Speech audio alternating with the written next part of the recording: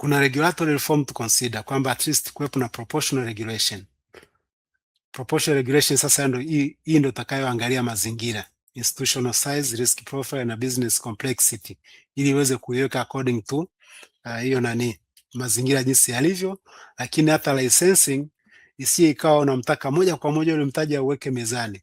Unaweza ukawa na kind of graduation, kwamba atakapokuwa na graduate ndo atakuwa anaongeza mtaji. Lakini ukienda kwenye slide inayofuatia kuna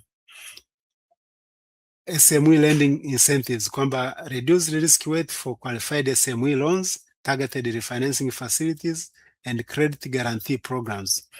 Nafikiri credit guarantee programs hapa tumeshajitahidi Tanzania. Nafikiri kuna hiyo kampuni itakuja sokoni hivi karibuni ambayo ni credit guarantee, ambayo tunaitaka sana iende kwenye SMEs, kwa sababu borrowers wengine wakubwa sina kama wanahitaji hiyo guarantee, wenyewe wana collateral za kutosha. Lakini hizi sandboxes na zenyewe ni nzuri, ili at least inakuwa kama ni piloting hiyo model, kuona kama itafanyaje kazi. Slide inayofuatia, kwa Afrika of course kuna phased approach ya kuweza kuapply vitu, kwamba phase 1 you create community bank licensing category ambayo na establish proportional supervision. Phase 2 ndio ya ku launch credit schemes kwa ajili ya hizo SMEs na kuwa na registry ya hizo SMEs.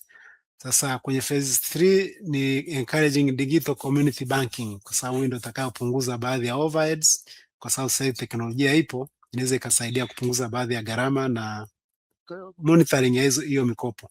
Lakini kuna ku-expand rural infrastructure. Phase 4 is to build regional networks and shared services. Shared services kwamba benki 2-3 zinaweza zikawa zina share baadhi ya services kupunguza gharama. Kwa hiyo nafikiri iko self explanatory, sitaelezea kwa sababu shaelezea huko nyuma kuhusu mchango wa SMEs, kwamba they account for 80 to 90%, lakini GDP yake ni kubwa 30 to 50%.